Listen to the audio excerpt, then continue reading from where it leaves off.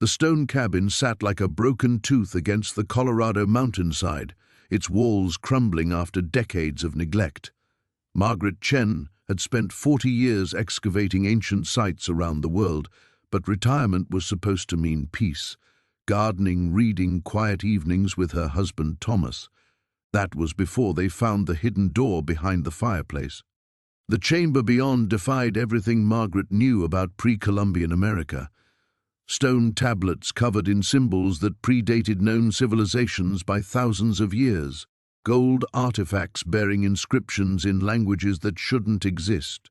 But the most shocking discovery was the modern surveillance equipment hidden in the walls. Someone had been watching this place for decades. When the first warning came, a note slipped under their door reading, "Leave now, or join the others who wouldn't listen." Margaret realized they'd stumbled into something far more dangerous than archaeological fraud. The artifacts weren't just historically significant, they were proof of a cover-up that reached the highest levels of government. And now, isolated on a mountain with winter closing in, they were running out of time. But what was someone so desperate to hide that they'd kill an elderly couple to protect it? Margaret stood at the kitchen window, watching snowflakes drift past the glass like ash from some distant fire. 3 days had passed since they'd found the chamber, and Thomas was still cataloguing artifacts with the methodical precision that had made him one of the world's finest archaeological illustrators. His sketches covered their dining table, detailed drawings of impossible objects that challenged every textbook they'd ever written. "Look at this inscription," Thomas called from the living room, his voice tight with excitement and concern. The syntax suggests a written language that existed at least 2,000 years before the earliest known Native American writing systems. Margaret joined him beside the fireplace, where they'd carefully arranged their most significant finds. The hidden door remained open, revealing the narrow passage that led to the underground chamber. The surveillance equipment they'd discovered, tiny cameras and recording devices embedded in the stone walls, sat in a neat pile on the mantel, their LED lights dark but somehow still menacing. "Thomas, we need to discuss what we're going to do with all this." Margaret picked up one of the golden tablets, feeling its surprising weight. The metal was unlike anything she'd encountered in 4 decades of fieldwork, too pure, too refined for ancient metallurgy. This could rewrite American prehistory, or get us killed. Thomas set down his pencil and rubbed his tired eyes. At 72, he was 3 years older than Margaret, and the stress of their discovery was showing. That note wasn't some prank, Margaret. Someone's been monitoring this place for years, maybe decades. The equipment we found is sophisticated, government grade. Margaret had reached the same conclusion, though she'd been reluctant to voice it. The surveillance devices bore markings that suggested federal oversight, and the chamber itself showed signs of previous excavation. Someone had been here before them, had studied these artifacts, and had chosen to bury them rather than reveal their existence to the world. "We could contact the university," she suggested, though even as she spoke, she knew it was naive. "Professor Williams at Colorado State might what? End up like the others who wouldn't listen?" Thomas gestured toward the threatening note, which lay crumpled on the coffee table. "Margaret, think about what we're dealing with. These artifacts suggest that advanced civilizations existed in North America thousands of years before Columbus, before the Vikings, before anyone we've ever acknowledged. That's not just a historical revision. That's a complete restructuring of everything we teach about human development in the New World." Outside, the wind picked up, rattling the cabin's old windows. The isolation that had initially attracted them to this remote property now felt oppressive. The nearest neighbor was 15 miles down a winding mountain road that would soon be impassable with snow. Margaret walked to the chamber entrance and peered into the darkness beyond their battery-powered lanterns. They'd only explored about half of the underground space, their initial excitement giving way to caution when they'd realized the magnitude of their discovery. More artifacts waited in the shadows, more evidence that someone had gone to extraordinary lengths to suppress. "What if we're not the first to find this place?" Margaret asked, voicing the fear that had been growing in her mind. "What if the previous owners discovered the chamber too?" Thomas was quiet for a long moment. When he finally spoke, his voice was barely above a whisper. The real estate agent said the cabin had been through several owners in recent decades. None of them stayed more than a year or two. The implication hung between them like smoke. Margaret thought of the surveillance equipment, the professional quality of the hidden cameras, the way the chamber had been carefully sealed but not destroyed. Someone had been watching this place, waiting to see who might discover its secrets. The wind howled again, and somewhere in its voice, Margaret heard the echo of decades-old secrets and the promise of danger still to come. Margaret's hands trembled as she held the ceramic vessel up to the flashlight beam. The intricate geometric patterns spiraling around its surface were unlike anything she'd encountered in 30 years of archaeological fieldwork. The craftsmanship was exquisite, far too sophisticated for what should have existed in pre-Columbian North America. "Henry, look at this." Her voice barely rose above a whisper in the cramped stone chamber. "These aren't Native American designs, they're Mediterranean, possibly Minoan." Her husband squeezed through the narrow opening they'd discovered behind the loose fieldstone in their basement wall. The hidden chamber stretched back further than their flashlight could penetrate, carved directly into the mountain's granite heart. Wooden shelves lined the walls, sagging under the weight of artifacts that shouldn't exist on this continent. "That's impossible," Henry said, but his certainty wavered as Margaret handed him the vessel. His background was in geology, not archaeology, but he'd absorbed enough from Margaret's work to recognize the anomaly before them. Margaret moved deeper into the chamber, her flashlight dancing across bronze tools, stone tablets covered in undecipherable script, and what appeared to be navigational instruments. Everything was carefully arranged, as if someone had converted this natural cave into a private museum. The air smelled of cedar and something else, a metallic scent that made her think of old coins. "Someone's been maintaining this," she murmured, running her finger along a dust-free shelf edge. Recently, Henry joined her, his own flashlight adding to the pool of illumination. "The previous owners? The Hendersons lived here 40 years. If they knew about this, why hide it?" Margaret picked up a bronze disc inscribed with symbols that made her pulse quicken. She'd seen similar markings on artifacts from Crete, pieces dating back 3,000 years. Unless they didn't know either. A wooden chest in the far corner caught her attention.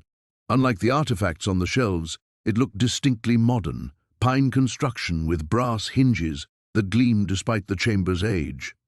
Margaret approached it with growing unease. "Maybe we should call someone," Henry suggested. "The university or—" "Not yet." Margaret's academic instincts overrode her caution. She'd spent her career watching bureaucrats and politicians bury inconvenient discoveries that challenged established narratives. "We need to understand what we're dealing with first." The chest's lid opened with a soft creak. Inside, nestled in faded velvet, lay a collection of photographs and documents. Margaret's breath caught as she lifted the topmost photograph, a black-and-white image of the chamber they now stood in, but taken decades earlier, when the artifacts were different, seemingly more numerous. Below the photographs, yellowed papers bore typewritten notes in English. Margaret angled her flashlight to read. "Third survey, August 1952, removed 17 pieces to secure location. Growing concern about Smithsonian interest. Local contact confirms no further disturbance, but situation requires monitoring. Classification remains level black per Directive 847B. Level black? Henry peered over her shoulder. That sounds military. Margaret flipped through more documents, her academic excitement curdling into something approaching dread. Names, dates, locations, all describing the systematic removal and concealment of artifacts that challenged conventional archaeological wisdom. Some documents bore official government letterheads. Others were handwritten notes between unnamed correspondents. A loose photograph slipped from between the papers and fluttered to the stone floor. Henry bent to retrieve it, then straightened with a sharp intake of breath. Margaret. The photograph showed 3 men in 1950s business attire standing beside a wooden crate. Behind them, unmistakably, was their cabin, younger then, with different shutters, but definitely the same structure. One of the men held what appeared to be the same bronze disc Margaret had examined moments earlier. "They've been using our cabin," she whispered, "as a storage facility, a way station." Henry's voice dropped to match hers. "For what?"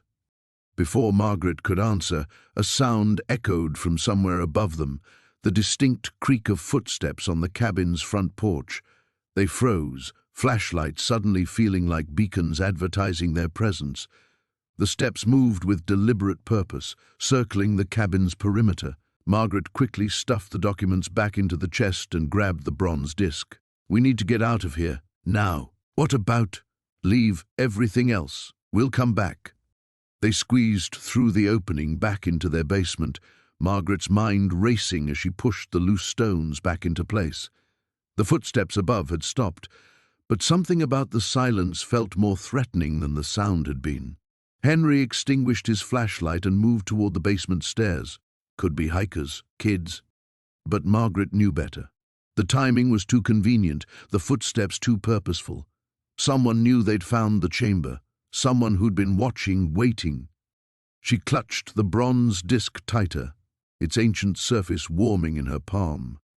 Whatever secret it represented, whatever truth these artifacts could reveal about America's hidden history, people had died to protect it. And she suspected they might be next.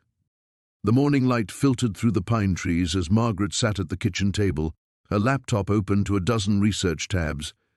She'd barely slept, her mind churning over the implications of what they'd found. The ceramic vessel sat before her, wrapped carefully in one of her old field cloths, while photographs of the other artifacts covered every available surface. Harold emerged from the bedroom, dark circles under his eyes matching her own. "Any luck with the dating?" "The pottery style is unlike anything in the established chronologies," Margaret said, scrolling through image after image of pre-Columbian artifacts. "Look at this." She turned the laptop toward him. "The closest match I can find is from the Cahokia culture, but those settlements were 1,000 miles east of here, and even then the craftsmanship on our pieces is far more sophisticated." Harold poured coffee with hands that trembled slightly. "Maybe we should call the university. Your colleague, Dr. Martinez?" "No." The word came out sharper than Margaret intended. "Not yet. Something about this doesn't feel right, Harold. Why hide these artifacts? Why wall them up like that?" She unwrapped the vessel again, turning it in the morning light. The intricate patterns seemed to shift and dance across its surface. This metalwork shouldn't exist. Native American cultures in this region didn't have advanced metallurgy until European contact. But these alloys... She traced a finger along the inlaid designs. "I've never seen anything like it." Harold settled beside her, his journalist instincts kicking in. What if that's exactly why they were hidden? What if someone found these decades ago and realized they'd upend everything we know about pre-Columbian America? The thought had been nagging at Margaret all night. The previous owner, Mrs. Chen, mentioned his name was Robert Fairchild. "A collector," she said. Maybe he found them and couldn't bring himself to destroy them, but knew he couldn't reveal them either. "We need to know more about him." Harold was already reaching for his phone. "I still have contacts at the paper. Someone can dig up." A sharp knock at the front door cut him off. They froze, eyes meeting across the table. The nearest neighbor was miles away, and they weren't expecting anyone. Margaret quickly rewrapped the vessel while Harold peered through the front window. A man in his 40s stood on their porch, wearing hiking boots and an expensive-looking jacket. Everything about him screamed city professional trying to look outdoorsy. "Dr. Margaret Holloway?" the man asked when Harold opened the door. "I'm Dr. James Reeves from the Smithsonian's National Museum of the American Indian. I wonder if I might have a word." Margaret's blood ran cold. She'd published extensively in her field, but retirement had meant stepping away from the academic spotlight. How had this man found them here, in the middle of nowhere? "I'm sorry," Harold said, blocking the doorway. "We're not interested in whatever you're selling." "I'm not selling anything," Reeves smiled, but it didn't reach his eyes. "I'm here about some artifacts that may have come into Dr. Holloway's possession." items that were illegally removed from a protected site. "I don't know what you're talking about." Margaret appeared behind Harold, her voice steady despite her racing heart. "We just moved in yesterday." Of course. Reeves pulled out a business card, but his gaze was already scanning the visible interior of the cabin. "Perhaps there's been a misunderstanding. We had reports that the previous owner, Mr. Fairchild, may have been in possession of certain cultural items that, legally speaking, should be in proper custody." "Mr. Fairchild is dead," Harold said bluntly. "Yes, tragic. Heart attack, very sudden." Reeves's expression showed no grief whatsoever. "But his collection, well, these things have a way of surfacing. If you happen to discover anything unusual during your renovation, anything that might be of archaeological significance, I do hope you'll contact me immediately." He held out the card, but neither Margaret nor Harold took it. After an awkward moment, he placed it on the porch railing. "Beautiful property," Reeves continued, his eyes taking in every detail. "So isolated. Must be peaceful, but also vulnerable. Easy for things to go missing, or for accidents to happen." The threat was subtle but unmistakable. Margaret felt Harold tense beside her. "We appreciate your concern," she said carefully, "but as I mentioned, we just arrived. We haven't found anything, and if we do, we'll certainly follow proper protocols." "I'm sure you will." Reeves stepped back, still smiling that cold smile. "Dr. Holloway, your reputation in the field is impeccable. I'd hate to see that change over a misunderstanding about proper artifact custody." He turned and walked back toward a black SUV parked just out of sight around the bend. Neither Margaret nor Harold moved until they heard the engine start and the vehicle drive away. Harold closed the door and leaned against it. How the hell did he know we were here? Margaret was already moving toward the hidden chamber. Someone had been watching them, waiting, which meant their discovery wasn't as secret as they'd thought.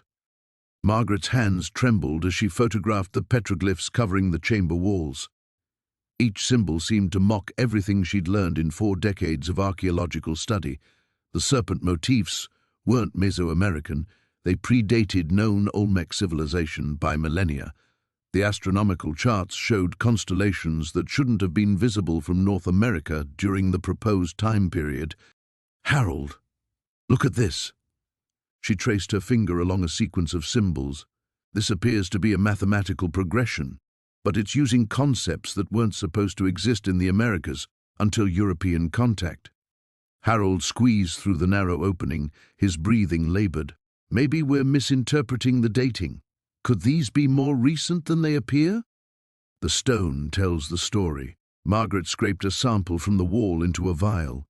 "This limestone has mineral deposits that take thousands of years to form. And look," she directed her flashlight toward the floor. "The artifacts are sealed beneath calcification layers." The pottery shards scattered across the chamber floor displayed techniques she'd never encountered. The clay composition was wrong for this region, and the firing methods produced a hardness that rivaled modern ceramics. Most disturbing were the metal fragments, clearly worked bronze and what appeared to be steel, impossibly advanced for pre-Columbian North America. "We need to document everything before we remove anything," Margaret said, setting up her equipment. "If we're careful, methodical." A sharp crack echoed through the chamber. Both of them froze. "Probably just the house settling," Harold whispered, but his voice carried no conviction. Margaret continued photographing, but her nerves were on edge. Another sound, definitely footsteps on the floor above. Slow, deliberate, exploring. Someone's in the house. Harold moved toward the opening. "Wait," Margaret grabbed his arm. "If someone's looking for this chamber, we can't let them know we found it." They killed their flashlights and huddled in the darkness, listening. The footsteps moved systematically through the cabin. Kitchen, living room, bedrooms, drawers opening and closing, furniture being moved. "They're searching for something," Margaret breathed. The footsteps stopped directly above them. Margaret's heart hammered as she imagined someone examining the loose floorboards, perhaps noticing the same irregularities that had caught her attention. Minutes passed in silence. Then the footsteps resumed, moving toward the front door. An engine started outside, not their car, something larger, maybe a truck. Harold started to rise, but Margaret held him back. "Give it time!"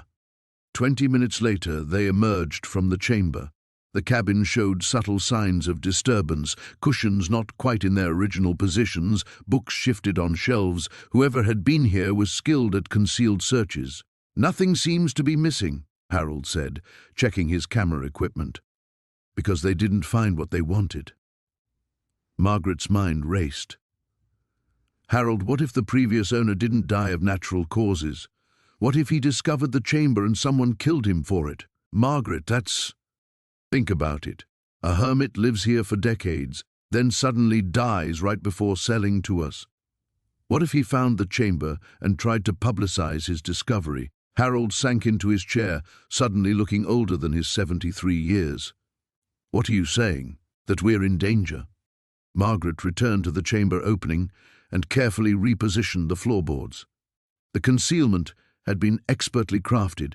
Someone had gone to great lengths to hide this discovery. "I'm saying we need help from someone we can trust completely." She pulled out her phone, relieved to see one bar of signal. "I'm calling David, your graduate student." "Margaret, if this is as significant as you think..." "Exactly why we need David. He's brilliant, he's discreet, and he understands the implications." She dialed the number. "David, it's Dr. Carson. Yes, I know I'm supposed to be retired. Listen carefully. Harold and I need you to drive up to the cabin immediately." "No, I can't explain over the phone. Just bring your field kit and tell absolutely no one where you're going." After hanging up, Margaret began packing the artifact samples she'd collected.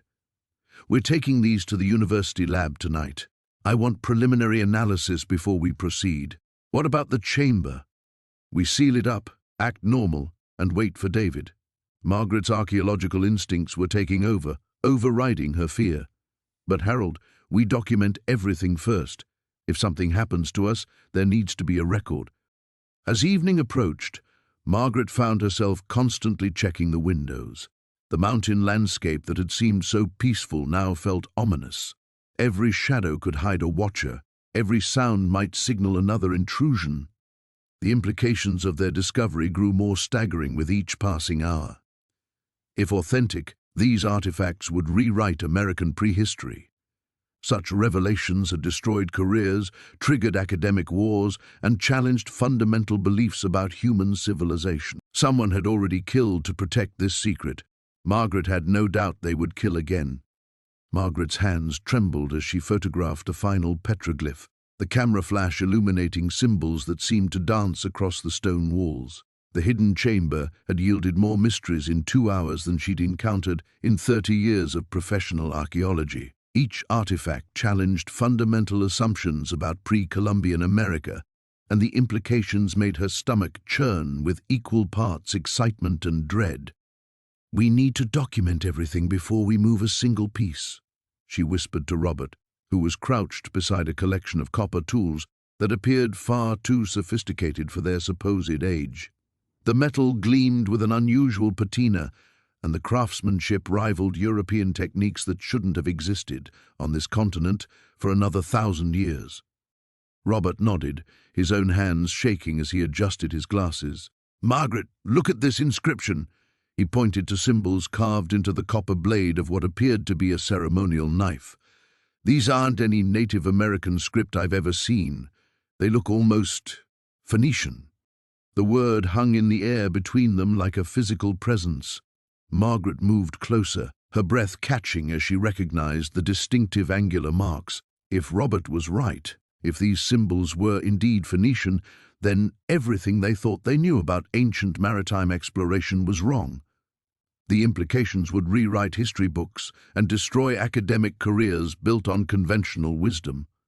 "We can't jump to conclusions," Margaret said, though her voice lacked conviction. She'd spent decades being cautious, methodical, following established protocols. But standing in this hidden chamber, surrounded by impossible artifacts, caution felt like a luxury they couldn't afford. A sound echoed from above, the unmistakable creak of the cabin's front door opening. Margaret and Robert froze, the beam of their flashlight creating stark shadows on the chamber walls. They'd been so absorbed in their discoveries that neither had heard a car approaching. "Hello?" a voice called out. Male, unfamiliar, with a slight accent Margaret couldn't place. "Anyone home?" Robert reached for the concealed entrance mechanism they'd discovered, a cleverly designed stone that pivoted to reveal the chamber. His hand hesitated inches from the release. Once they sealed themselves in, they'd be trapped with no other exit. "Mr. and Mrs. Chen?"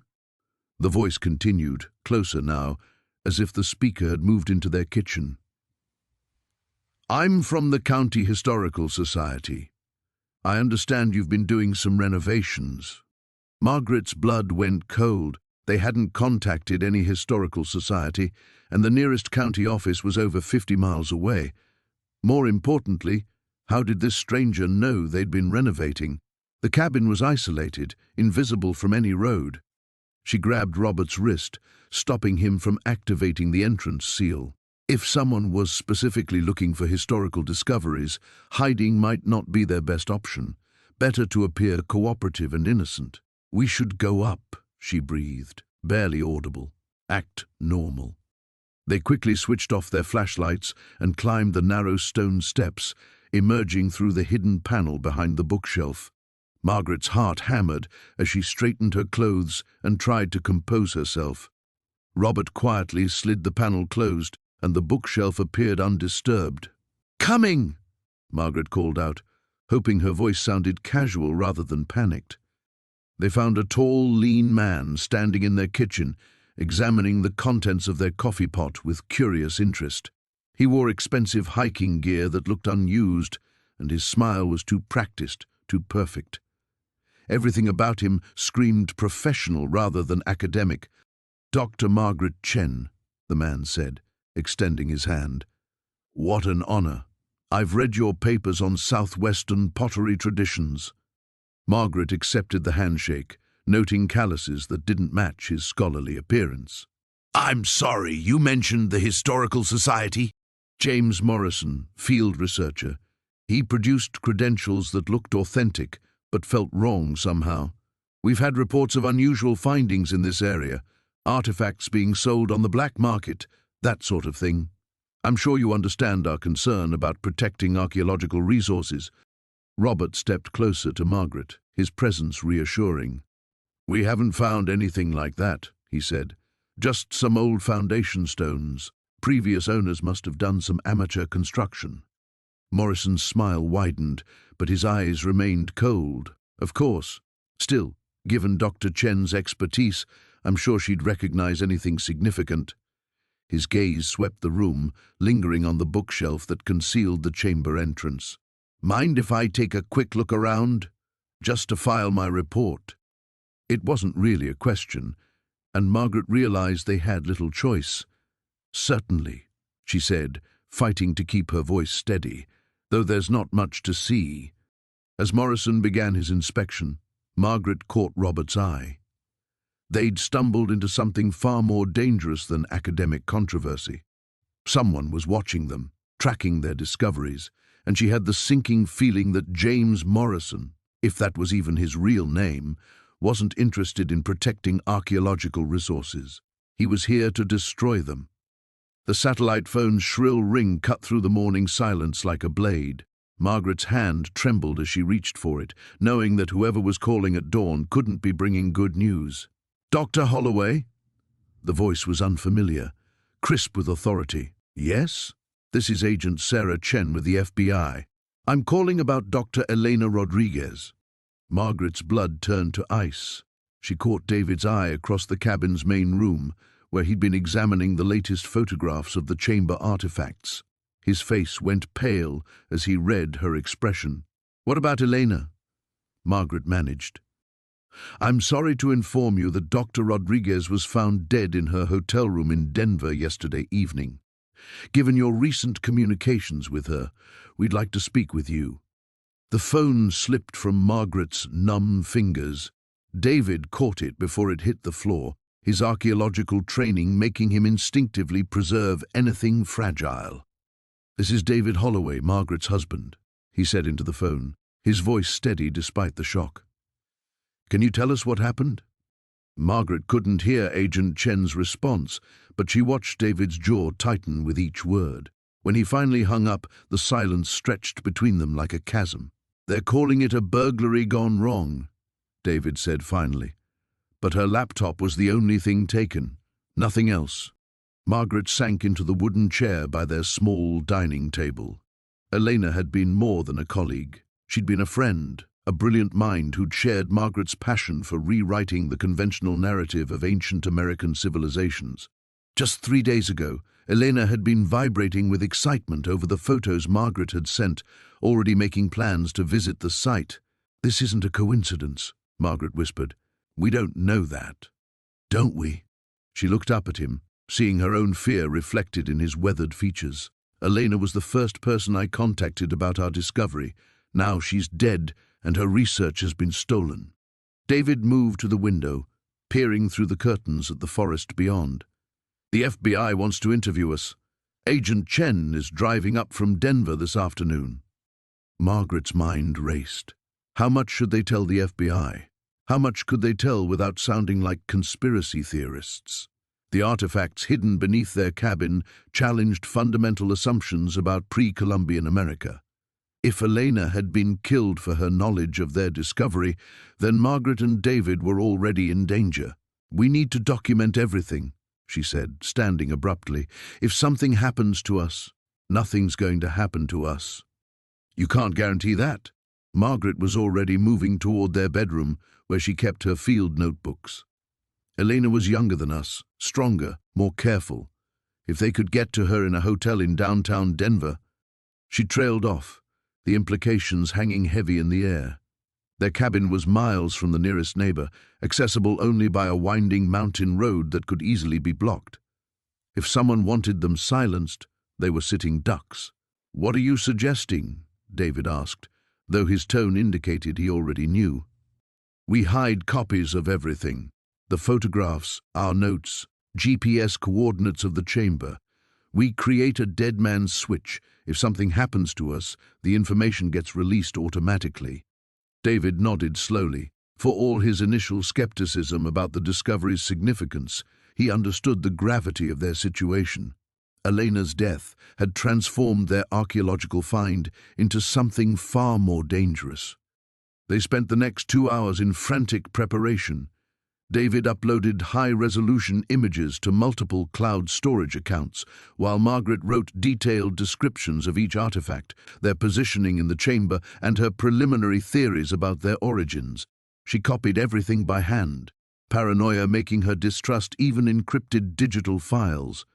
"We need someone we trust completely," Margaret said, as she sealed the handwritten notes in a waterproof envelope. "Someone who can handle this information if we can't." "My nephew in Portland," David suggested.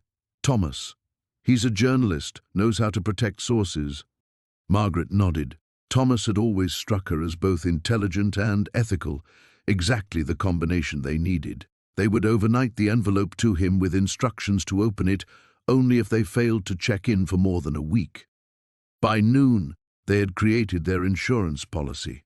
Copies of everything were hidden both digitally and physically, with clear instructions for publication if their communications ceased. It felt like writing their own epitaph. The rumble of an approaching vehicle made them both freeze. Agent Chen wasn't supposed to arrive until 3 o'clock. David crept to the window. A black SUV with tinted windows had stopped at the end of their driveway, its occupants invisible behind the dark glass. "FBI?" Margaret whispered. "No federal plates," David replied grimly.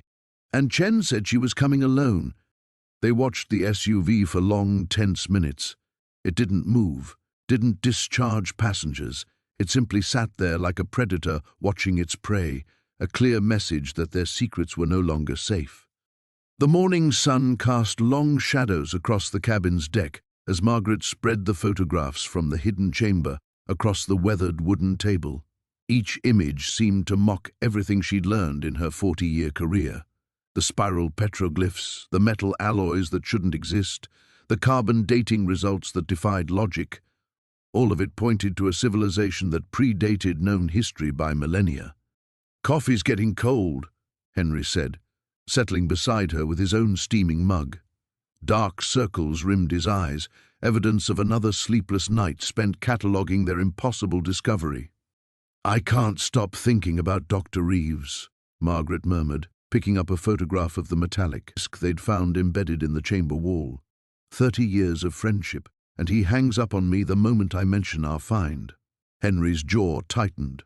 "Maybe he's protecting us. If this discovery is as significant as we think—" A sharp crack echoed from the forest like a branch snapping under weight. Both of them froze, listening. The usual morning chorus of birds had gone silent. "Probably just a deer," Henry whispered, but his hand instinctively reached for Margaret's. Another sound, definitely footsteps, trying to be quiet but audible on the carpet of fallen leaves. Margaret's pulse quickened as she gathered the photographs with trembling fingers. "Inside. Now." Henry's voice carried the authority he'd once used, commanding archaeological digs, but Margaret heard the fear underneath. They slipped through the back door, Henry immediately turning the deadbolt. Margaret rushed to the front window, peering through the curtains. A figure in dark clothing moved between the trees, approximately 50 yards from the cabin. Even from this distance, she could see he carried something, binoculars or possibly a camera. "Henry, someone's watching us." He joined her at the window, his breath catching as he spotted the intruder. "How long do you think they've been out there?" "Long enough to see the photographs."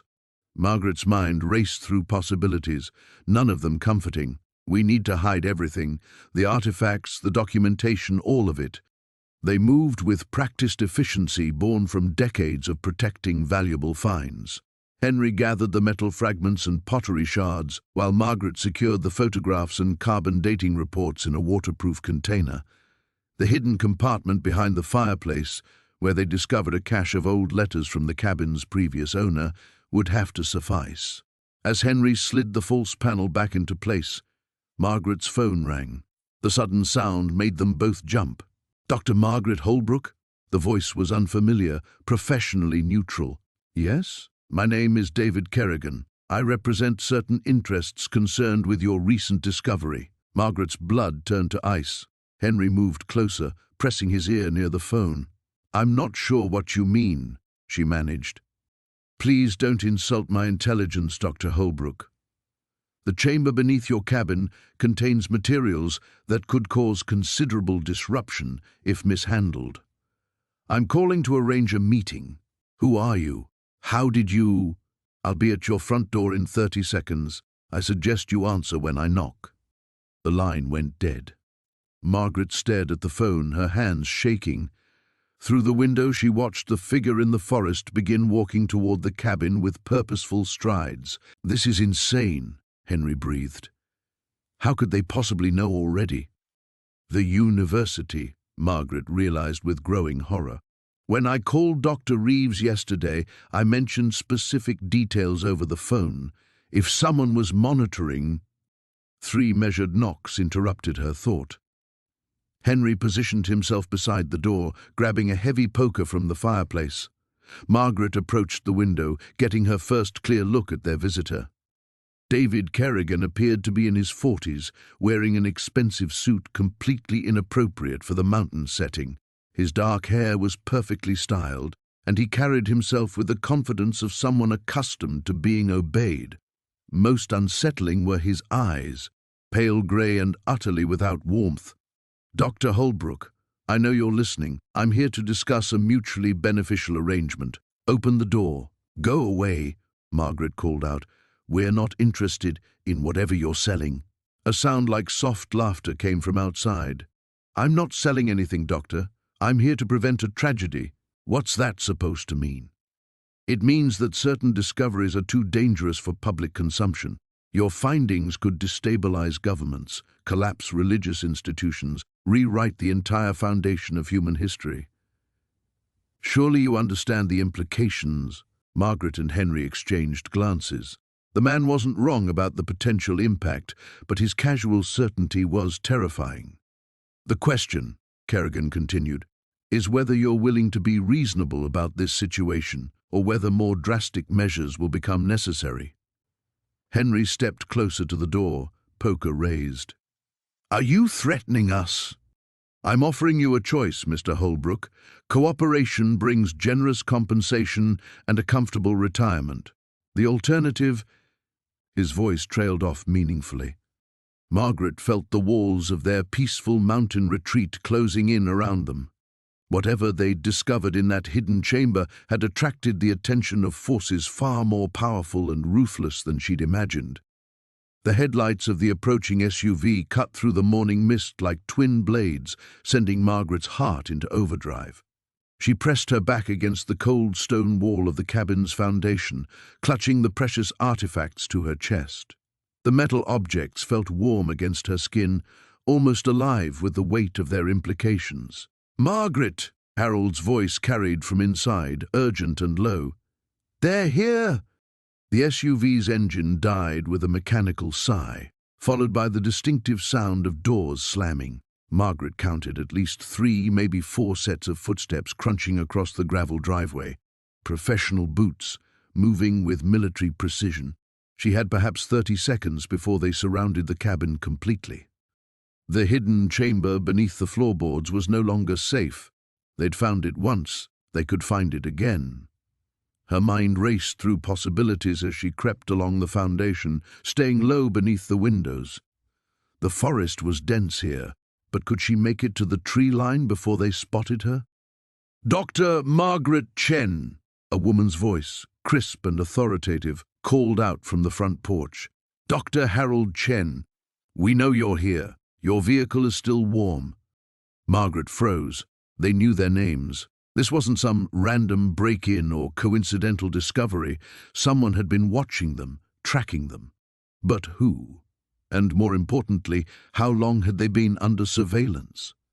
Through the thin cabin walls, she heard Harold's measured footsteps approaching the front door. No, she wanted to scream.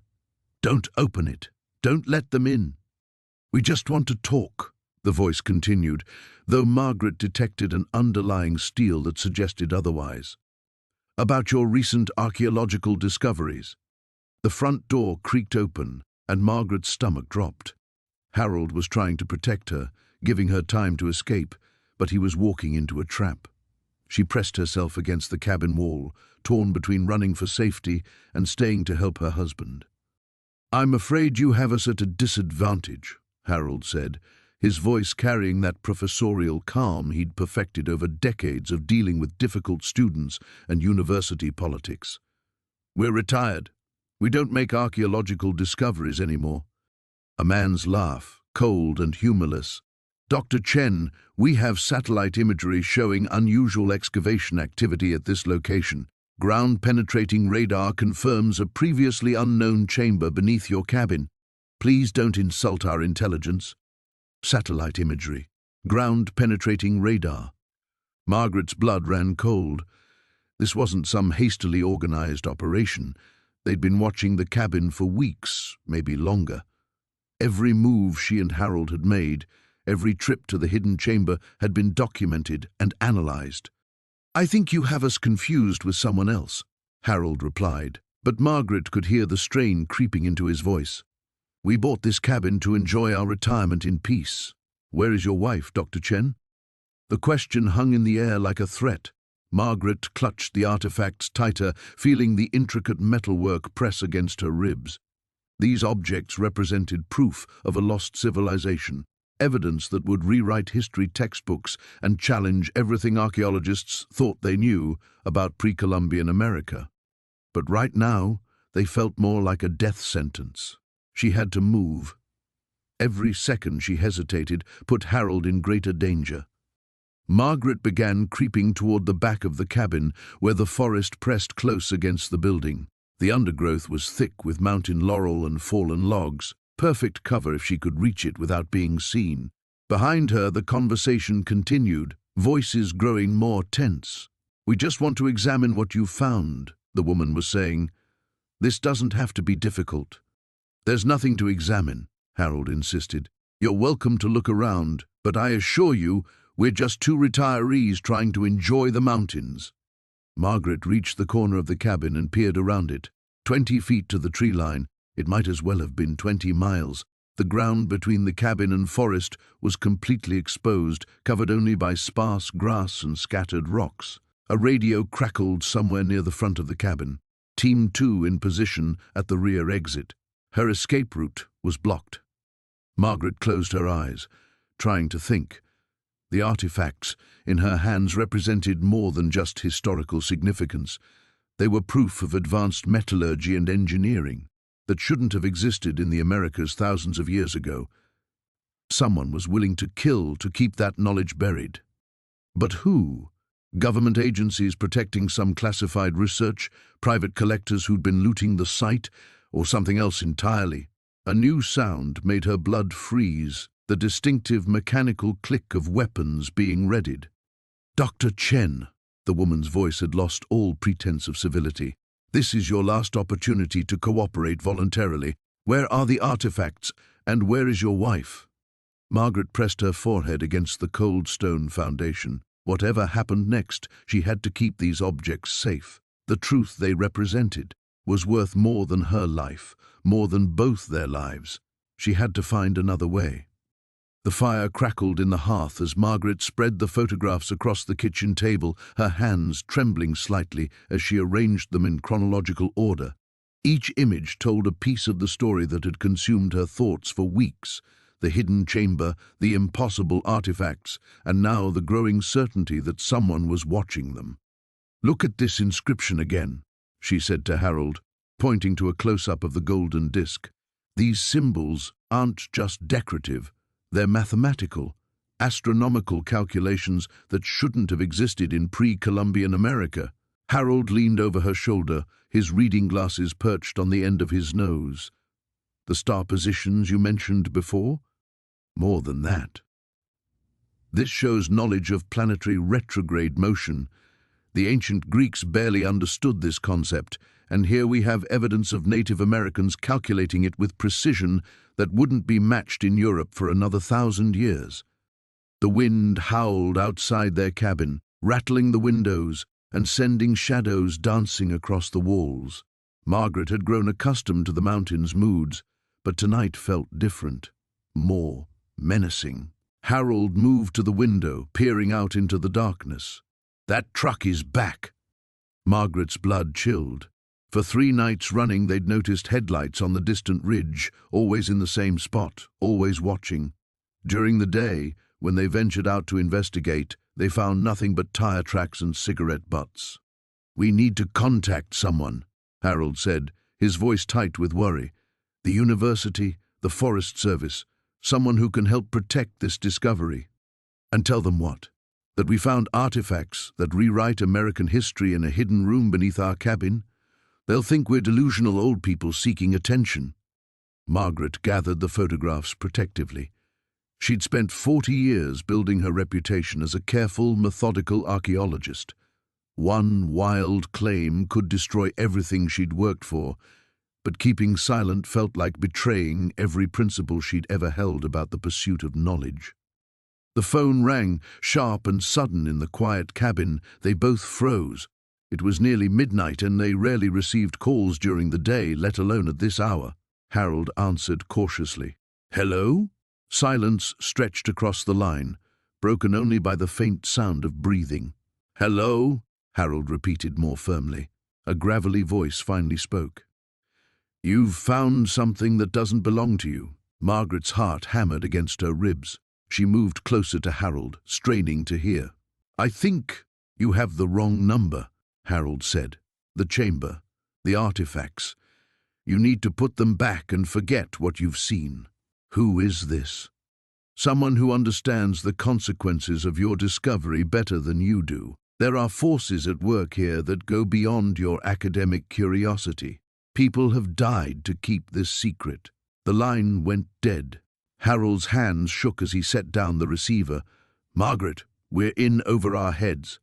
She stared at the photographs scattered across the table, each one representing a piece of history that someone was willing to kill for. Those artifacts prove that ancient American civilizations had contact with other cultures, possibly even other continents. The implications for our understanding of human migration, cultural exchange, technological development. The implications for our survival are more immediate, Harold interrupted. Someone knows what we found. They know where we live. They're watching us. Margaret walked to the hidden panel they'd discovered behind the bookshelf, her fingers tracing the concealed mechanism. Below them, in the chamber they'd accidentally uncovered while investigating a persistent water leak, lay treasures that could revolutionize archaeology. The golden disc, with its impossible calculations, pottery showing clear influences from multiple continents, tools made from materials that shouldn't have been available to indigenous peoples. "What if they're right?" she whispered. "What if some secrets are too dangerous to reveal? Since when do you believe in dangerous knowledge? Since someone started threatening to kill us for it." Harold joined her by the panel. "We could seal it back up, pretend we never found anything. Could you live with that? Knowing we had the chance to expand human knowledge and chose fear instead?" The wind gusted again, and this time they heard something else, the distant rumble of an engine growing closer. Harold switched off the lights, and they moved to the window. Headlights were winding up their private road, moving slowly, deliberately. "Go to the bedroom," Margaret whispered urgently. "Call the sheriff. I'm not leaving you alone. Someone needs to survive to tell this story." The engine stopped. Car doors slammed. Flashlight beams swept across their yard, searching, probing. Margaret clutched the photographs to her chest. Whatever happened next, she'd made her decision. Some discoveries were worth any risk, even death. The truth about America's hidden past would not die with her. In this remote mountain cabin, the footsteps reached their porch. The flashlight beam wavered in Margaret's trembling hands as she stared at the impossible sight before her. The chamber wall bore inscriptions that predated anything she'd ever studied, yet the symbols seemed hauntingly familiar. Behind her, Robert's breathing had grown shallow and rapid. "Margaret," he whispered, his voice barely audible. "Those symbols, they're not Native American, are they?" She stepped closer, her archaeological training overriding her fear. The carved figures depicted tall beings with elongated skulls working alongside human figures. The humans appeared to be learning from these otherworldly teachers, receiving knowledge of astronomy, mathematics, and construction techniques that wouldn't be discovered by mainstream archaeology for millennia. "No," she breathed. "They're not from any known civilization. But the craftsmanship is extraordinary. Look at the precision of these cuts, the depth of the relief work. This would have required tools we don't believe existed in ancient America." A metallic scraping sound echoed from somewhere above them. Both of them froze. Robert grabbed Margaret's arm, pulling her away from the wall. "We need to leave, now." But Margaret couldn't tear herself away. Her fingers traced the symbols, feeling the smooth stone worn by countless years. One particular glyph made her heart race. It was nearly identical to markings she'd seen in a controversial paper published decades ago by Dr. Harrison Thorne, a disgraced archaeologist whose theories about pre-Columbian contact had destroyed his career. The scraping sound came again, closer this time. Robert tugged harder at her arm. "Margaret, please. Someone's up there." She finally allowed herself to be pulled away, but not before photographing the wall with her phone. The flash illuminated the chamber for a split second, revealing the true scope of what they'd discovered. The room was vast, extending far beyond their flashlight's reach, with multiple passages leading deeper into the mountain. They hurried toward the hidden entrance, Margaret's mind racing. If these artifacts were authentic, they would rewrite human history. The implications were staggering, evidence of advanced knowledge in ancient America that mainstream academia had always dismissed as impossible. As they reached the concealed doorway, Robert paused, listening intently. The scraping had stopped, replaced by the sound of heavy footsteps moving across the cabin floor above. "The back door," he whispered. "We can slip out through the woods." They emerged from the chamber as quietly as possible. Margaret carefully closing the hidden panel behind them. The basement felt suffocatingly small after the vast chamber, and every creak of the floorboards above made her heart pound. Robert led the way up the basement stairs, moving with surprising stealth for a man his age. At the top, he pressed his ear to the door before slowly turning the handle. The kitchen was empty, but they could hear voices from the living room. At least two people, speaking in hushed, urgent tones. Margaret strained to make out the words, but could only catch fragments. Certain they found it. Should have handled this years ago. Too dangerous to leave loose ends. Robert motioned toward the back door.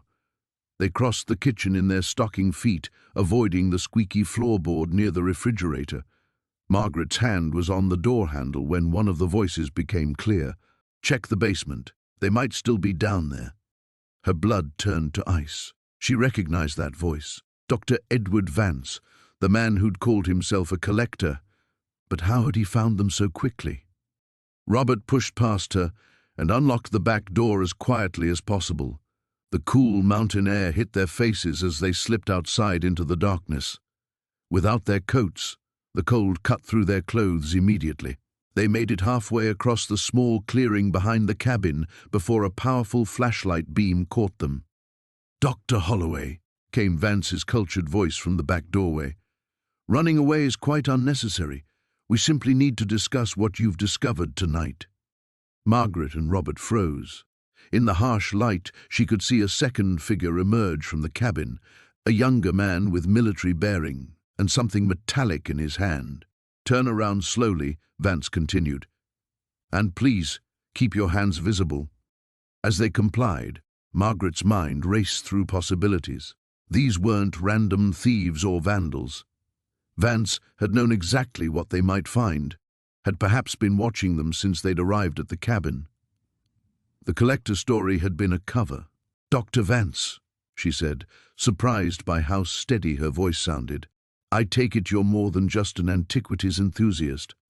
His laugh was cold. "Much more, I'm afraid. What you've stumbled upon tonight is far more significant than you realize, and far more dangerous."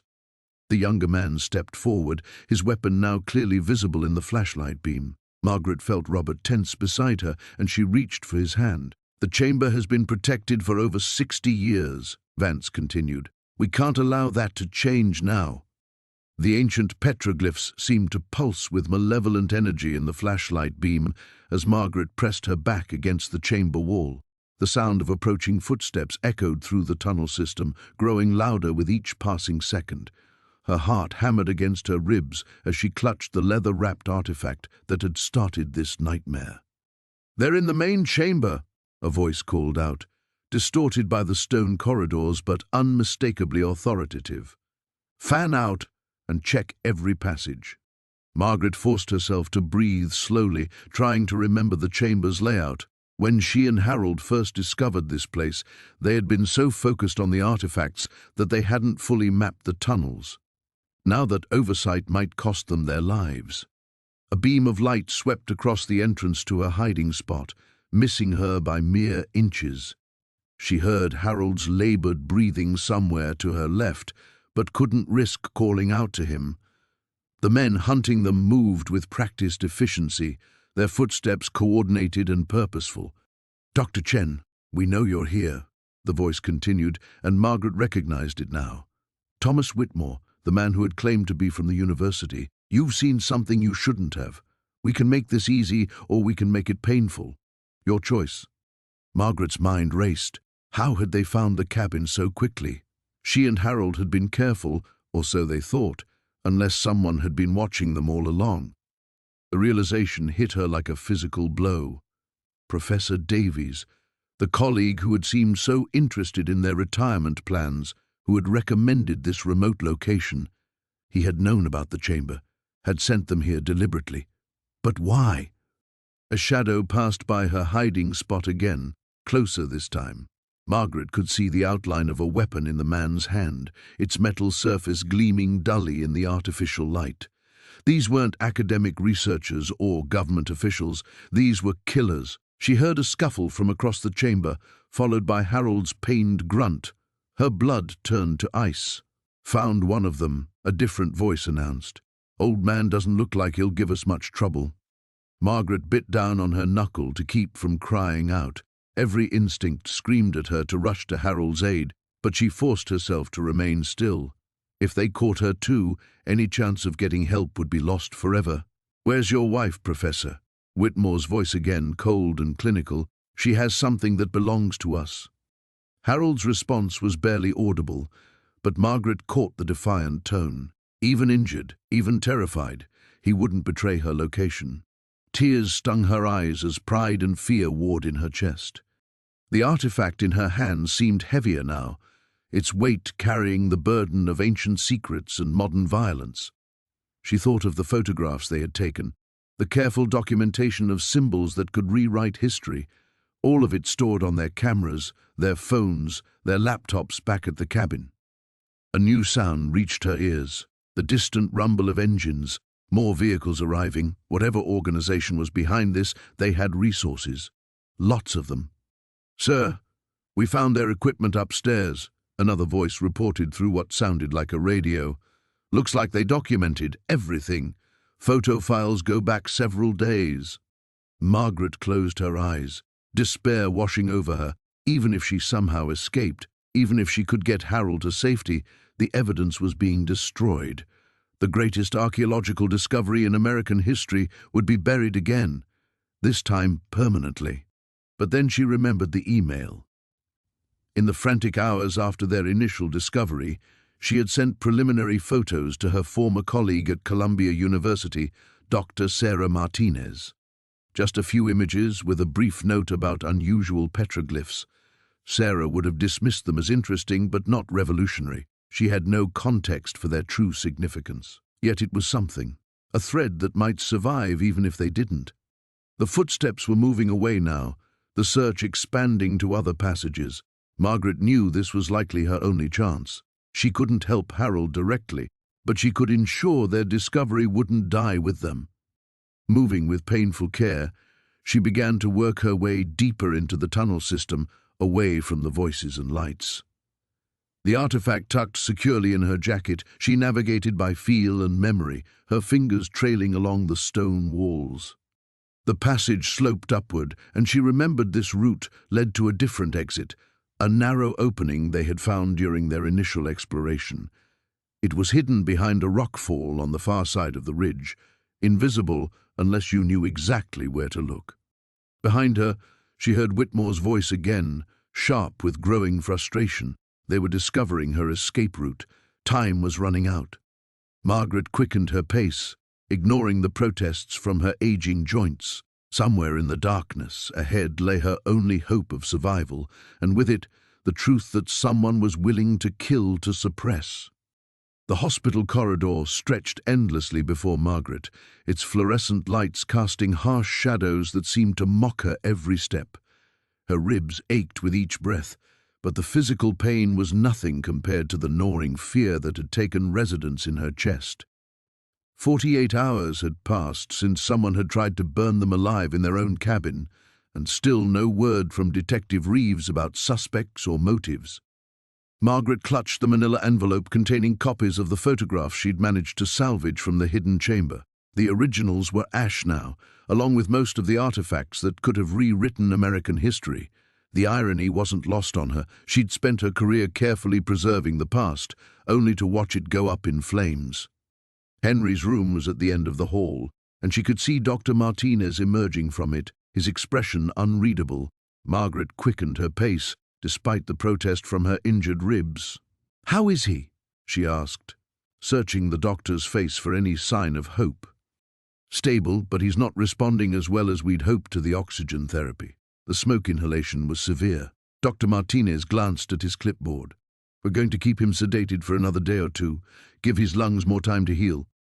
Margaret nodded, though the words felt like stones dropping into her stomach.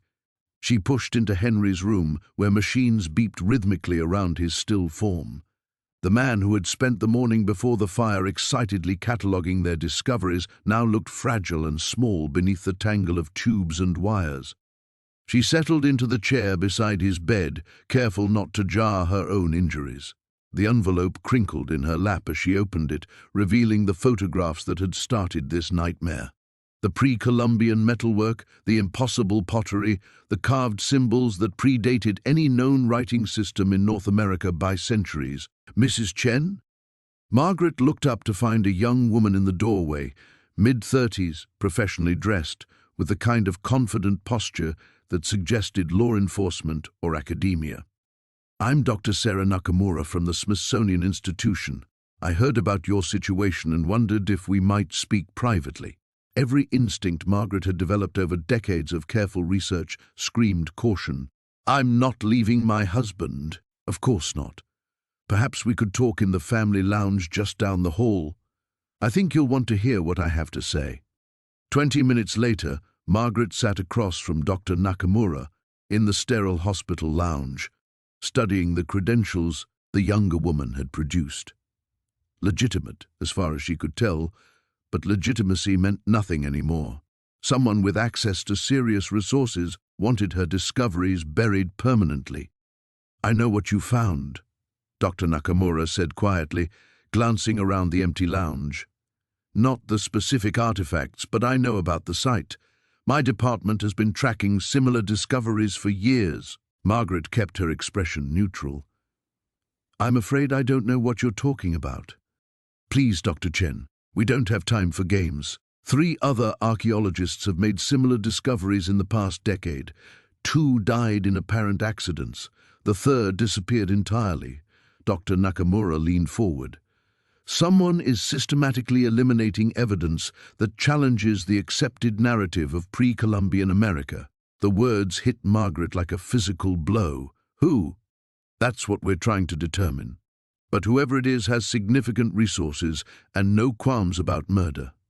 The fire at your cabin wasn't random vandalism. It was a professional cleanup operation." Margaret's hand moved instinctively to the envelope. Everything was destroyed. Was it? Dr. Nakamura's eyes were sharp, intelligent.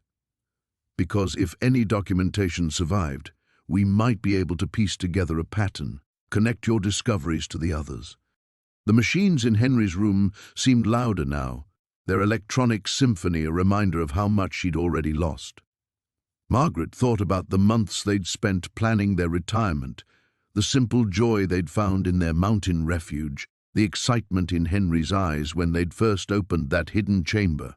"If I help you," Margaret said slowly, "what guarantee do I have that we won't just be making ourselves bigger targets?" "None," Dr. Nakamura admitted. "But right now you're already targets.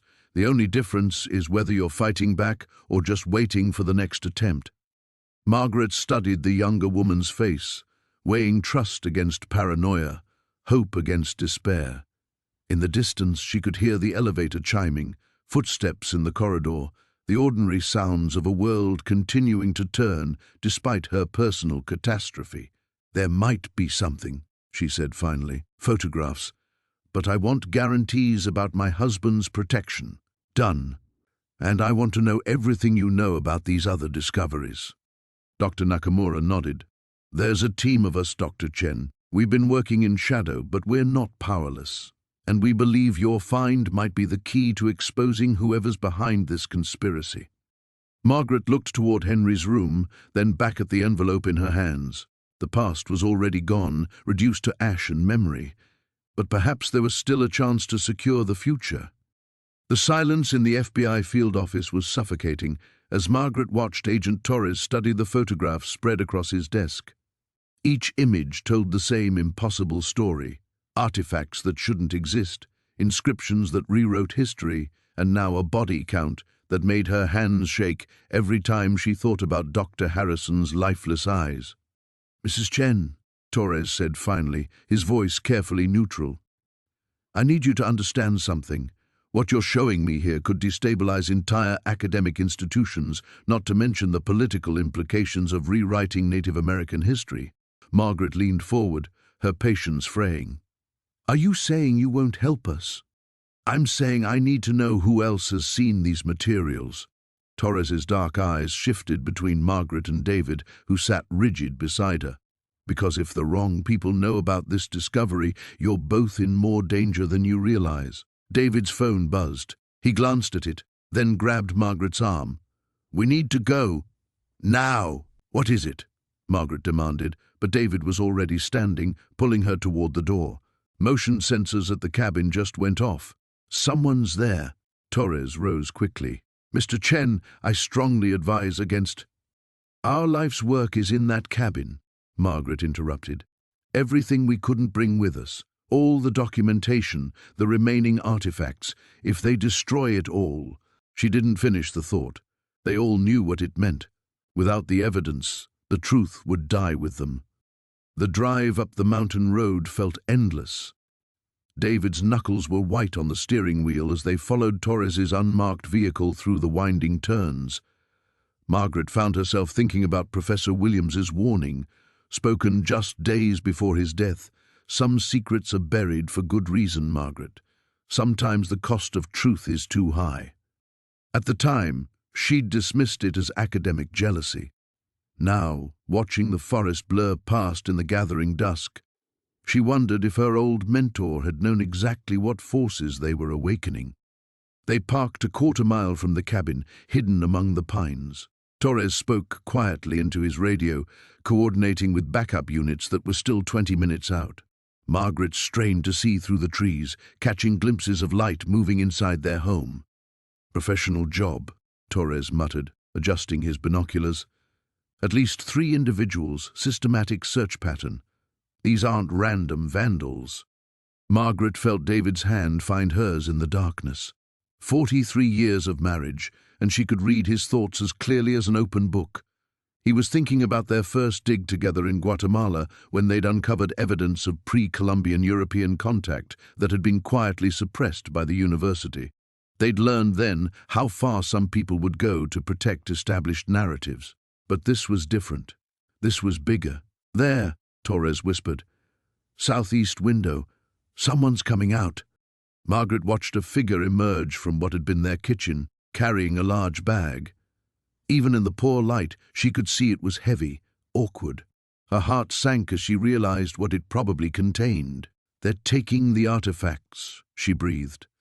Torres was already moving, speaking rapidly into his radio, but Margaret knew it was too late. By the time backup arrived, the evidence would be gone, scattered to private collections or destroyed entirely. Years of careful documentation, irreplaceable pieces of human history, reduced to ash and memory. A new sound cut through the night air, the distant rumble of helicopter rotors. Torres cursed and grabbed his binoculars again, scanning the sky. "That's not one of ours," he said grimly. The helicopter appeared over the ridge, a dark silhouette against the star-filled sky. It settled into the clearing beside their cabin with military precision, rotors still spinning. Margaret watched in helpless fury as figures rushed between the house and the aircraft, loading bag after bag into the cargo hold. "Can't we stop them?" David demanded. Torres shook his head. "Not without air support, and not without risking your lives. These people are organized, well-funded, and clearly willing to kill." He paused, studying the scene through his binoculars. "But they're also leaving evidence. Every move they make tells us something about who they are and what they want." The helicopter lifted off just as the first FBI vehicles crested the hill, their headlights cutting through the darkness. Margaret felt tears she hadn't expected burning behind her eyes as she watched 40 years of archaeological discoveries disappear into the night sky. But as they approached the cabin, Torres suddenly grabbed her arm. "Mrs. Chen, look at the ground around the house. Do you see it?" Margaret squinted in the artificial light.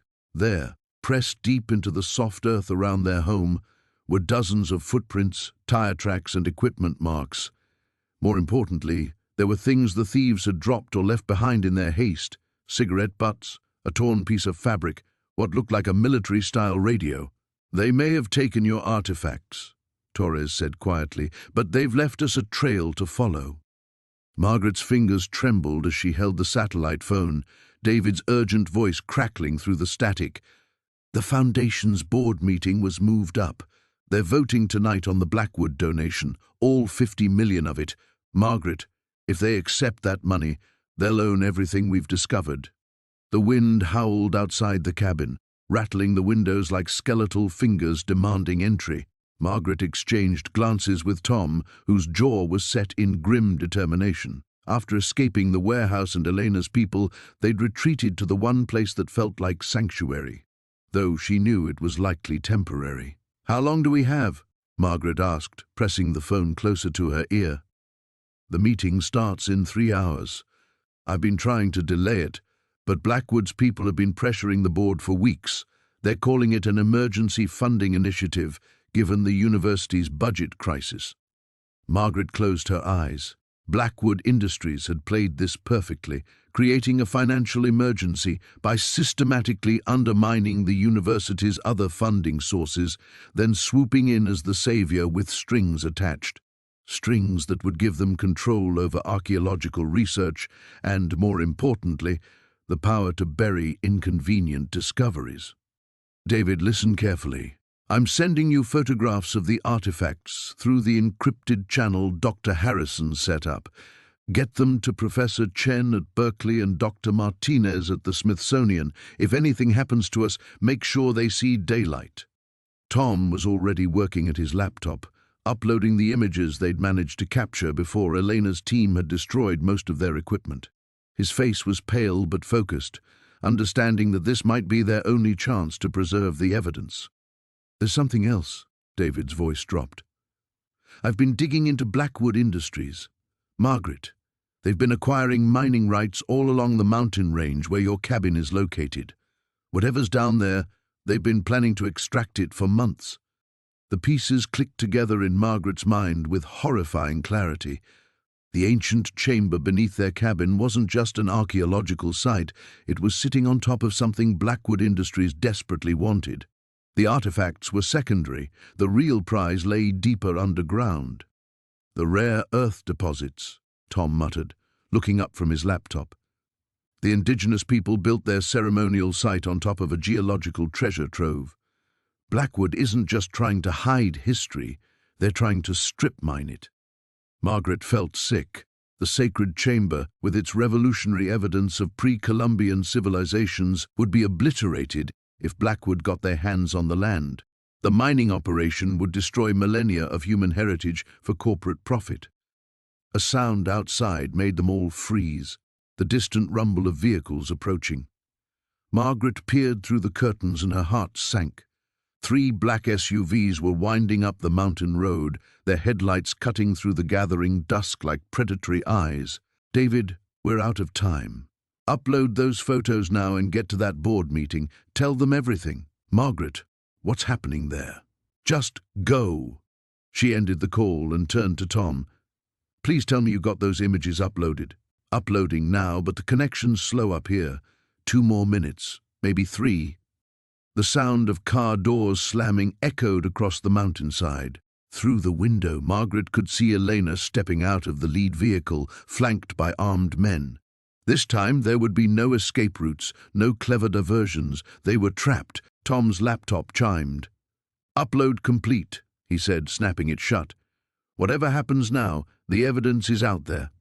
Margaret grabbed the emergency backpack they'd prepared, containing copies of their research and the few small artifacts they'd managed to salvage. Her hands moved with practiced efficiency, muscle memory from decades of fieldwork kicking in, even as her mind raced with fear. "There's still the back exit through the old mining tunnel," Tom said. "If we can reach the chamber, we might be able to get out through the underground passages." "And leave Elena free to destroy everything?" Margaret shook her head. "No, we make our stand here. If Blackwood wants this place, they'll have to take it from us, and they'll have to do it knowing the whole archaeological community is watching." Heavy footsteps approached the front door. Margaret and Tom positioned themselves near the fireplace, where the hidden entrance to the chamber lay concealed. At least if they went down, they'd go down protecting the greatest archaeological discovery of the century. Elena's voice carried through the wooden door, deceptively calm. "Dr. Wheeler, we know you're in there. This doesn't have to end badly for anyone. We simply want to discuss a mutually beneficial arrangement." Margaret looked at Tom, seeing her own resolve reflected in his eyes. They'd spent their careers uncovering the truth about humanity's past. Now, in what might be their final moments, they would ensure the truth survived, whatever the cost. The door handle turned slowly, and Margaret held her breath, knowing that the next few minutes would determine whether history would be preserved or buried forever. The sound of boots crunching through snow grew closer as Margaret pressed herself against the cold stone wall of the hidden chamber. Her breath came in short puffs, visible in the frigid air that had invaded their sanctuary when the entrance was blown open. Beside her, Harold clutched the leather-bound journal they'd discovered weeks ago, its pages containing translations that would rewrite American history. "They know we're down here," Harold whispered, his voice barely audible above the wind howling through the damaged entrance. Margaret nodded, her mind racing. Dr. Elizabeth Kane had made good on her threat. The woman who had masqueraded as a fellow archaeologist was actually part of an organization determined to suppress any evidence that contradicted established historical narratives. Margaret had seen the hunger in Kane's eyes when she'd first examined the artifacts. Not the excitement of discovery, but the calculated assessment of a threat to be eliminated. Heavy footsteps echoed down the stone corridor. Margaret counted at least 3 sets, maybe 4. She glanced toward the back of the chamber where the most significant artifacts lay arranged on ancient wooden shelves, pottery bearing symbols that predated known Native American cultures by millennia, tools made from metals that shouldn't have existed in pre-Columbian America, and most damning of all, carved stones depicting contact between indigenous peoples and visitors from across vast oceans. "The back passage," Harold mouthed, pointing toward a narrow opening they'd discovered during their weeks of careful exploration. It led to a natural cave system that might offer another way out, though they'd never fully mapped its extent. Margaret shook her head. They couldn't abandon everything. These artifacts represented truth, proof that America's indigenous peoples had achieved sophisticated civilizations and maintained global connections centuries before Columbus. To let them be destroyed or hidden away would be a betrayal of history itself. A flashlight beam swept across the main chamber, and Margaret heard Dr. Kane's voice, crisp and authoritative. "Check every corner.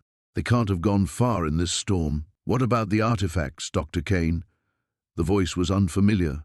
Male, professional. "Catalogue the most significant pieces for relocation.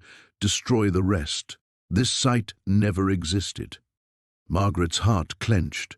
She'd spent 40 years in archaeology, dedicating her life to uncovering truth, and now she was witnessing its deliberate destruction. She thought of the young researchers who would never get the chance to study these materials, of the Native American communities whose rich history was being erased to maintain comfortable lives. Harold touched her arm, his eyes questioning. The back passage remained their best chance of escape, but Margaret wasn't ready to run. Not yet. She remembered the small digital camera in her coat pocket, the one she'd used to document their findings. If they couldn't save the physical artifacts, perhaps they could preserve the evidence digitally. She pulled it out, checking the battery indicator. Half power, maybe enough. The footsteps were closer now, just around the bend in the corridor. Margaret made her decision. She handed Harold the camera and pointed toward the artifact shelves, then toward the back passage. His eyes widened with understanding. While she created a distraction, he would photograph what he could and escape through the cave system. "Take the journal too," she whispered. "Get to Sheriff Collins. He'll know what to do." "I'm not leaving you," Harold hissed. "You have to. This is bigger than us now." Before he could protest further, Margaret stepped into the main chamber, her hands raised but her chin high. "Dr. Kane," she called out, "I think we need to talk." 3 flashlight beams swung toward her, temporarily blinding her. As her eyes adjusted, she could make out Kane's silhouette and 2 men in dark clothing who didn't look like academics. "Mrs. Richardson," Kane said, her tone almost cordial. "I was hoping we could resolve this civilly, by destroying irreplaceable artifacts, by murdering anyone who threatens your narrative." Kane stepped closer, and Margaret could see her face now, calm, composed, utterly cold. "By protecting the social order." You have no idea what chaos would follow if your discoveries became public. The legal challenges to existing treaties, the religious upheaval, the political ramifications. Some truths are too dangerous. So you decide what history people are allowed to know. Someone has to. Behind Kane, Margaret glimpsed movement in the shadows. Harold was working quickly, the camera's flash disabled, documenting what he could in the ambient light. She needed to buy him more time. "The organization you work for," Margaret said. "How long have they been suppressing discoveries like this?" Kane smiled, a thin, humorless expression. "Longer than you might imagine. We've protected civilization from inconvenient truths since before your grandfather was born." "And the others who found evidence? Professor Williams in Arizona, Dr. Petrov in Alaska, what happened to them? They made the same mistake you're making now. They thought truth was more important than stability." The implied threat hung in the frigid air as Margaret heard the faint sound of retreating footsteps from the back passage. Harold was away. Now she just had to survive long enough for him to reach help. The emergency room lights blazed overhead as Margaret lay on the gurney, her head wrapped in white bandages. Henry gripped her hand, his knuckles white with tension. The explosion had thrown her clear of the cabin's main structure, but debris had caught her temple, leaving her dazed and bleeding. "Mrs. Chen, can you tell me what year it is?" The young doctor shone a penlight into her eyes. 2024, Margaret mumbled, then looked directly at Henry. "The photographs. Did you get them?" Henry squeezed her hand. "Rest now. We'll talk later." But Margaret's grip tightened on his wrist with surprising strength. "The memory card. In my jacket pocket." Detective Reeves appeared in the doorway, his face grim. "The fire departments contained the blaze, but there's nothing left of the cabin. I'm sorry." Margaret closed her eyes, but not in defeat. "It doesn't matter. We have what we need." 3 hours later, Margaret insisted on being discharged despite the doctor's protests. In Reeves's office at the sheriff's station, she sat with an ice pack pressed to her bandaged head while Henry connected her camera's memory card to Reeves's computer. "These are the images from the hidden chamber," Henry said, clicking through the photographs. "Margaret documented everything before whoever did this destroyed the evidence." Reeves leaned forward as the screen filled with images of the copper plates, covered in unknown script, the astronomical instruments, the carbon dating reports Margaret had hidden in her jacket. "My God, is this real?" "Real enough that someone murdered Frank and tried to kill us," Margaret said. "The question is, who knew we'd found something significant?" "I've been thinking about that," Reeves said. "Your friend Sarah mentioned you'd been asking questions around town about the cabin's history. Word travels fast in a small community." Margaret nodded slowly. "We talked to Martha Hendricks at the Historical Society. She seemed eager to help, almost too eager, and she knew exactly which records to show us about the previous owners." "There's something else," Henry added. "The explosives weren't randomly placed. Whoever did this knew exactly where to set them to destroy the hidden chamber while making it look like an accident." Reeves pulled up a file on his computer. "I've been investigating Frank Morrison's death more thoroughly. His climbing equipment showed signs of tampering, but it was subtle, professional, and there's no record of him being in town the day before he died, despite what we initially thought. Someone brought him here," Margaret realized. "But why?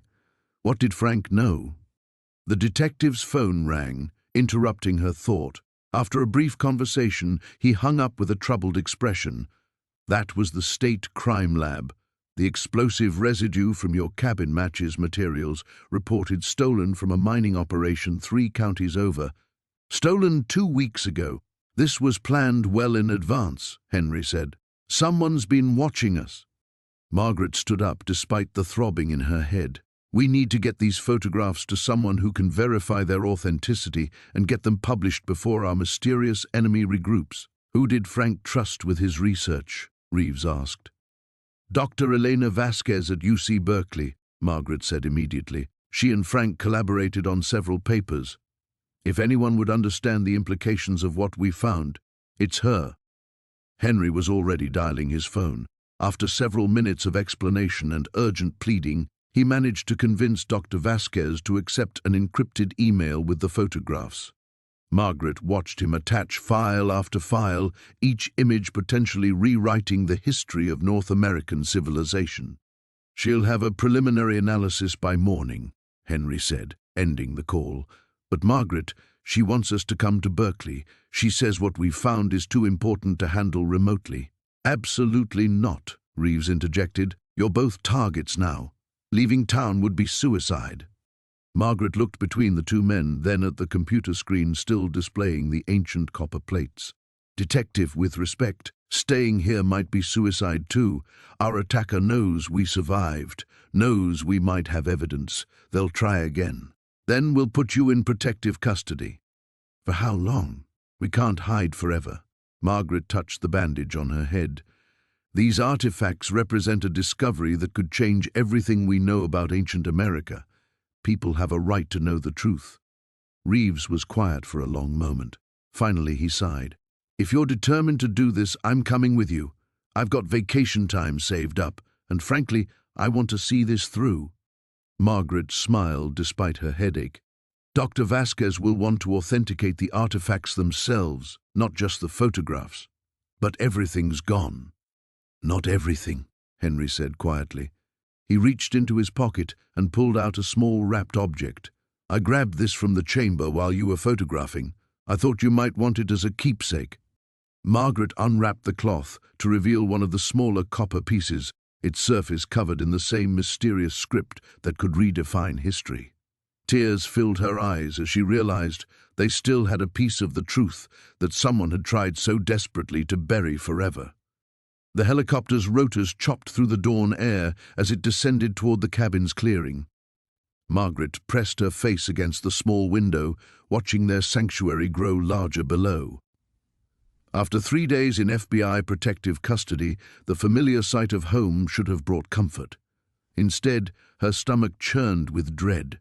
"Remember," Agent Chen said over the headset, "we sweep the area first. You don't leave the aircraft until we give the all clear." Margaret nodded, gripping Harold's weathered hand. The past 72 hours had been a blur of debriefings, statements, and sleepless nights in sterile safe houses. The archaeological consortium behind Professor Whitmore's death had deeper roots than anyone imagined, tendrils reaching into universities, museums, and government agencies across 3 countries. People who had built their careers on accepted historical narratives were willing to kill to protect those lies. The helicopter touched down with a gentle thud. Through the settling dust, Margaret could see federal agents emerging from the tree line where they'd been positioned since yesterday. The cabin looked untouched, but she knew better. The hidden chamber beneath their home had been violated, photographed, and catalogued by investigators. Her sacred discovery had become evidence in a murder case. "Clear," came the radio crackle. Agent Chen helped them disembark, and Margaret's legs trembled as her feet touched familiar ground. The mountain air carried the scent of pine and approaching autumn, tinged now with the acrid smell of helicopter fuel. Harold squeezed her shoulder as they approached the cabin. "It's still our home, Maggie." But stepping through the front door felt like entering a crime scene. Furniture had been moved, surfaces dusted for fingerprints, and strange equipment left behind by the FBI's archaeological team. The house felt hollow, violated. "The chamber's been sealed temporarily," Agent Chen explained, following them inside. "We'll need ongoing access for the investigation, but you'll be able to return to your normal routines soon." Normal routines? Margaret almost laughed at the absurdity.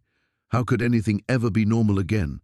She'd uncovered proof that pre-Columbian contact between the Americas and other civilizations was not only possible but extensive.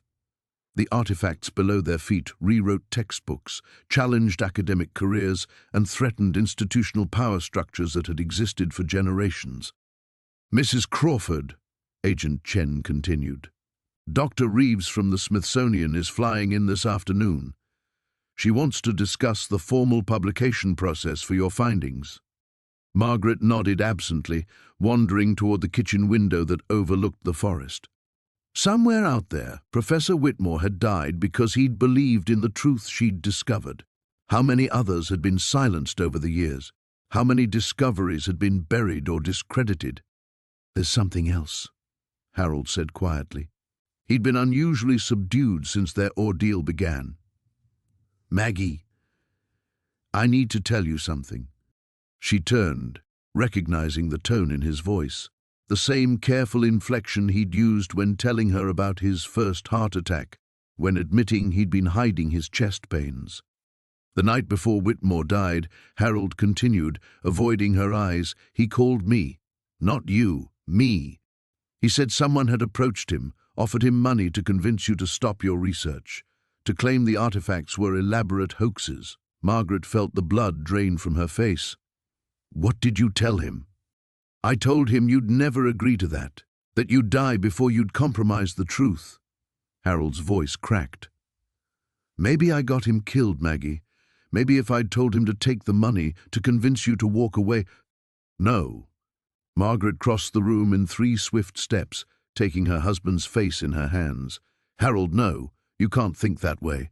Whitmore chose to stand by the truth. We all did." Agent Chen cleared his throat diplomatically.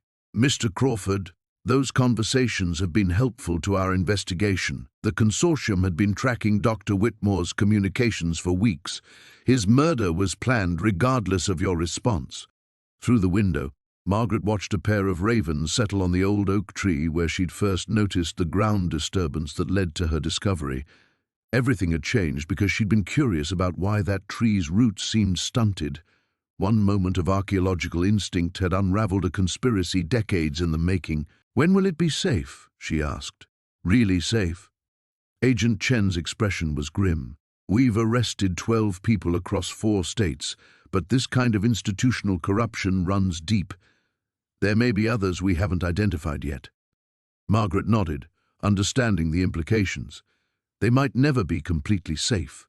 The truth she'd uncovered was too dangerous, too threatening to established narratives. But looking at the ravens outside, descendants of birds that might have witnessed the ancient peoples who'd left artifacts in her chamber, she felt a renewed sense of purpose. "Then we'd better work quickly," she said. "The sooner this information is public, the harder it becomes to suppress." Harold smiled for the first time in days. "My wife, the revolutionary." "Your wife, the archaeologist," Margaret corrected. "And I have one more chamber to explore." The morning sun cast long shadows across the meadow as Margaret stood beside the unmarked grave they'd dug for Thomas Whitmore. The old man had died peacefully in his sleep, his final words a whispered apology for decades of silence. In his trembling hands, he'd pressed a leather journal into Margaret's care, a record of every artifact his department had buried, every site they'd destroyed, every truth they'd erased. "He was just following orders," Robert said quietly, his arm around Margaret's shoulders. "The weight of it ate him alive."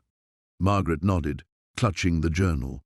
After 3 weeks of hiding in Thomas's remote cabin, listening to his confessions, and watching him fade away from guilt and cancer both, she understood the scope of what they faced. The conspiracy wasn't just academic. It reached into government agencies, military contractors, and corporations with billions invested in maintaining the accepted historical narrative. "The question now is what we do with this," she said, holding up the journal. Combined with the photographs they'd taken in the hidden chamber, Thomas's records, and the coordinates of other suppressed sites, they possessed enough evidence to rewrite American history. The problem was staying alive long enough to share it. Robert checked his phone for the 100th time. No signal, but that was intentional. They'd maintained radio silence since fleeing the burning cabin, knowing that Director Harrison's people were still hunting them. The official story blamed the fire on faulty wiring, claiming the elderly couple who owned the property had died in the blaze. Margaret and Robert Mitchell were now officially deceased. "I still can't believe Henry betrayed us," Margaret said, though the sting had dulled to a persistent ache. Their former colleague's desperate phone call 3 nights ago had revealed his terror. Harrison's people had threatened his family, forcing him to lead them to the cabin. Henry's sobbing confession had come too late. By then, they were already surrounded. "Fear makes people do terrible things," Robert replied. "He's not evil, just human." A distant sound made them both freeze, helicopter blades still far off but approaching fast. Margaret's heart hammered as she recognized the tactical formation, 3 aircraft spreading wide to cover escape routes. "Time to go," Robert said grimly. They'd prepared for this moment, packing their evidence and supplies into waterproof containers. The hiking trail led down into a river valley where the helicopters couldn't land, but reaching it meant crossing a half-mile of open ground first. "Remember the plan," Robert said as they shouldered their packs. "If we get separated, we won't." Margaret cut him off fiercely. They'd survived too much to lose each other now. They ran. 40 years of marriage had taught them to move as one, anticipating each other's steps across the rocky terrain. Behind them, the helicopter sounds grew louder, accompanied by the distant barking of tracking dogs. Margaret's lungs burned as they reached the tree line, but she didn't slow down. Through the branches, she caught glimpses of men in tactical gear rappelling from aircraft. How many people were hunting them? How far would Harrison's conspiracy go to protect its secrets? The river appeared below them, a silver thread winding through the valley, but as they crashed through the underbrush toward it, figures emerged from cover ahead, 3 men in black gear, weapons drawn. "Dr. Margaret Mitchell," the lead operative called out. "Director Harrison would like to speak with you." Robert stepped protectively in front of his wife, though they both knew it was futile. "We're already dead, remember?